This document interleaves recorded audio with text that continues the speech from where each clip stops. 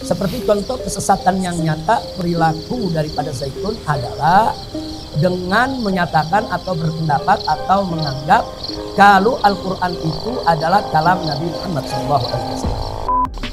Menghadap kiblat itu sunnah. Kalau azan menghadap jamaah, ya makruh. Memang makruh bukan sesat. Jadi azan menghadap ke jemaah itu bukan sesat. A'udzubillahi minasyaitonirrajim. Bismillahirrahmanirrahim. Teman-teman, sekarang saya berada di alam ya. Tidak seperti biasa saya ngevlog, yaitu di rumah. Karena sekarang lagi bepergian. Dan sekarang saya memiliki pembahasan yang sangat menarik, di mana ada suatu pernyataan dari Habib Rizik Syihab, di mana beliau memberikan statement yang sangat tegas, yaitu kenapa Panji Gumilang ini bisa sesat dan menyesatkan. Dan sebenarnya kata Habib Rizik Syihab, beliau ini, Panji Gumilang ini tidak sesat, tetapi dia menjadi sesat karena beberapa hal. Dan di sini Habib Rizik memberikan penjabaran. Dan luar biasanya Habib Rizik, meskipun demikian beliau tidak ingin mendahului MUI di dalam berfatwa, masih ingin menunggu fatwa dari MUI.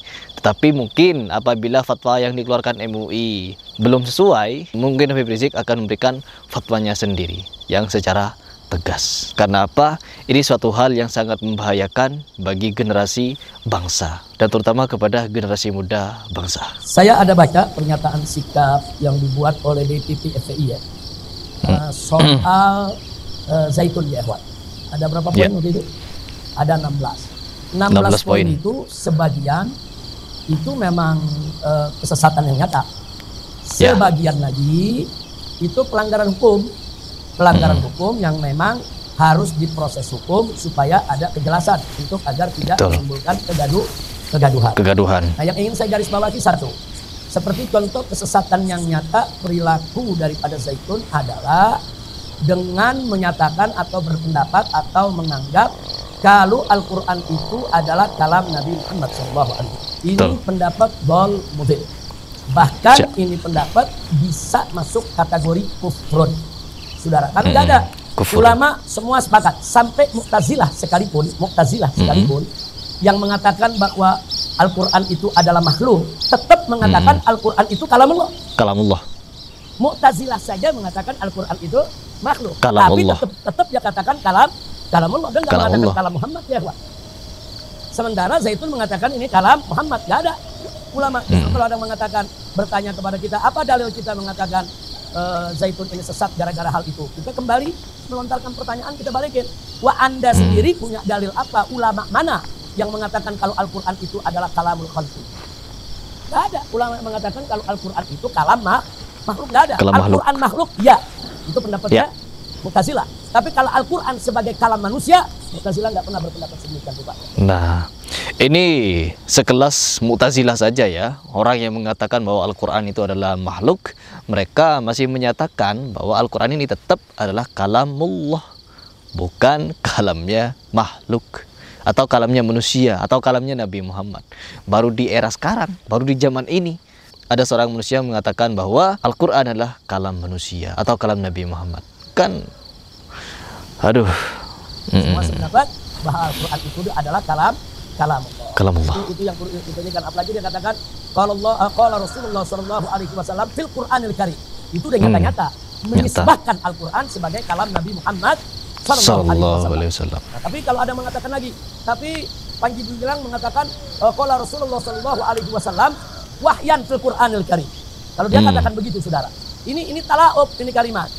Nah, ini namanya talaub. Kalau kita katakan qala Rasulullah sebagai wahyu, itu hadis qudsi. Betul. Itu sudah.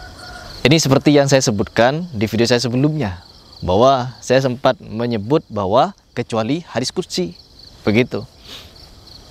Udah ada definisi sendiri. Jadi kalau Al-Quran didefinisikan sebagai kalam manusia. Nabi Muhammad. Kelompok liberal. Nah, kalau kelompok liberal lain lagi, mereka mengatakan bahwa Al-Quran itu kalamullah. Tapi kalamullah itu dengan lughatullah, dengan bahasa Allah, yang tidak ada satu manusia pun paham itu lughahnya. Sehingga Muhammad menerjemahkan lughatullah ke dalam bahasa Arab. Jadilah itu Al-Quran yang kita pegang saat ini. Jadi liberal di sini mengecoh kita, seolah-olah mereka sama dengan kita, mengatakan ini kalamullah. Iya, Al-Quran itu kalamullah. Tapi Al-Quran bahasa Arab itu tetap saja Muhammad yang menerjemahkan. Artinya kurang lebih sama dengan apa yang Ibu bilang bicarakan, bahwa Al-Quran yang kita dapat sekarang adalah kalam Nabi Muhammad. Mendarik. Hati-hati ya, Pak. Ini nggak boleh dibiarkan. Sangat luar biasa. Bukan. Ini soal usul. Nah, kalau kita bicara usul, ini bisa mengantarkan kepada kufur. Sekurang-kurangnya mengantarkan kepada dolalah. Itu merupakan bid'atun dolalah. Ini sudah benar. FPI bikin pernyataan poin tentang Al-Quran itu sudah benar, ya, Pak. Nggak usah ragu lagi. Memang ini sesat.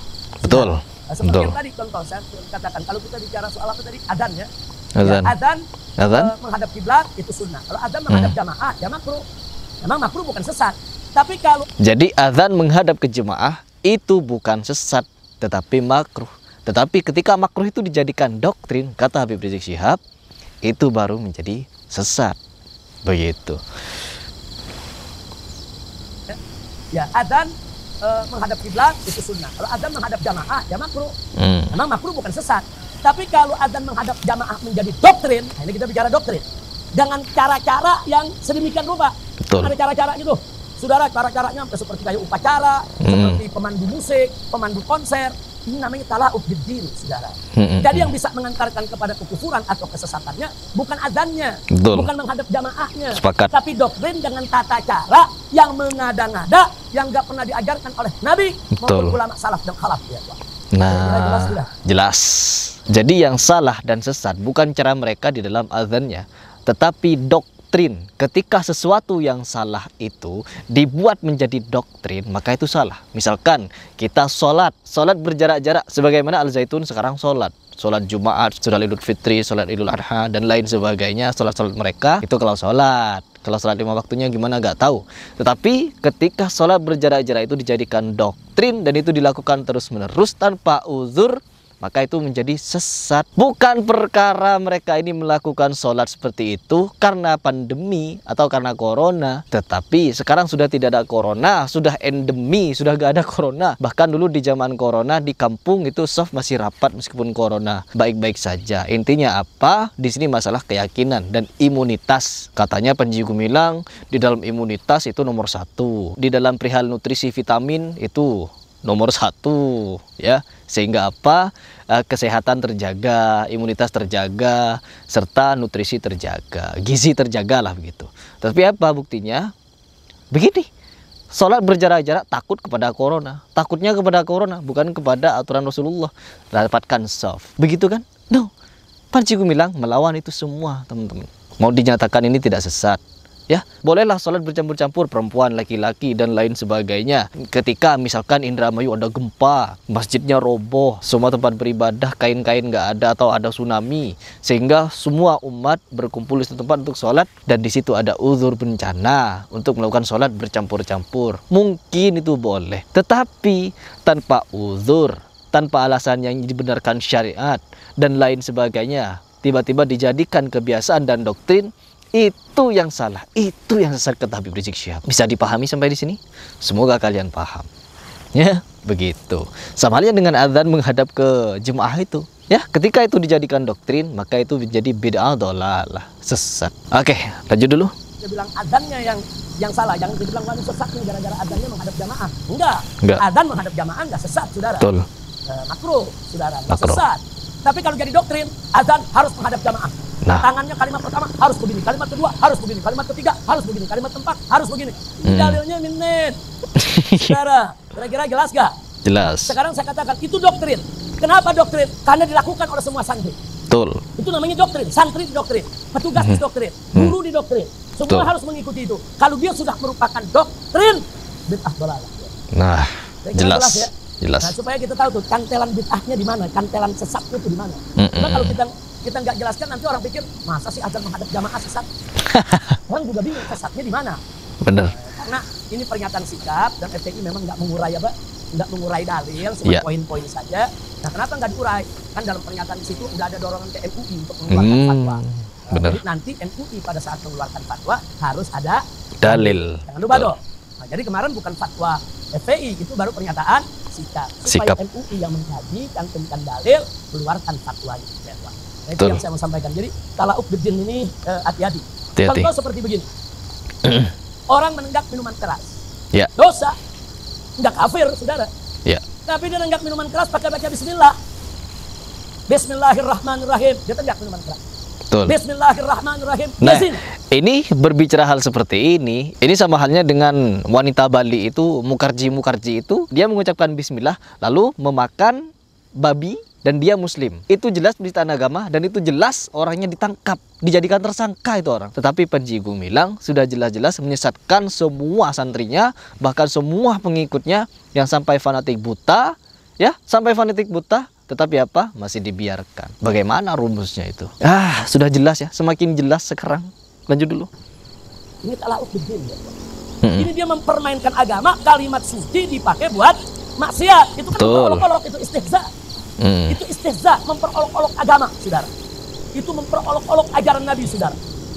Itu yang seperti itu bisa mengantarkan kepada kekufuran. Atau yang lagi ramai di medsos saat ini, saudara. Nah, orang mempertanyakan, masa sih gara-gara mimpi aja mau nyembeli anak, udah menyembeli, gara-gara mimpi nggak jadi, diketawain dia. Itu bisa kufur, dia memperolok-olok istihza bidin.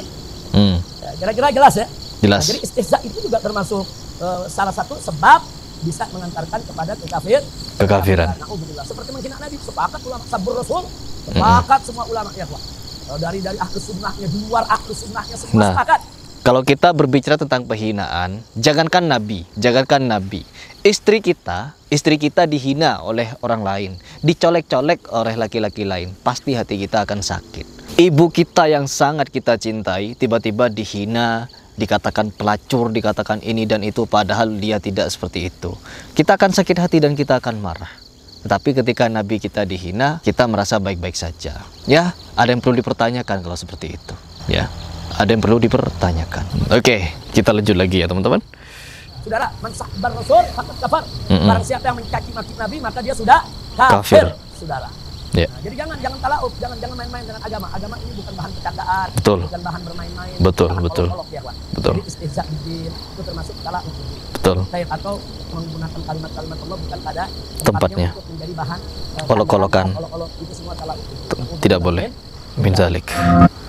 Oke, itu adalah penjelasan dari Habib Rizik Syihab, di mana sangat ilmiah sekali, sangat gamblang sekali, dan sangat mudah dimengerti. Semoga kalian semua bisa memahami kalimat ini dan penjelasan ini, bahwa Panji Gumilang memang benar-benar sesat dan menyesatkan. Seandainya Panji Gumilang ini sesatnya sendiri, maka itu tentunya tidak akan jadi masalah.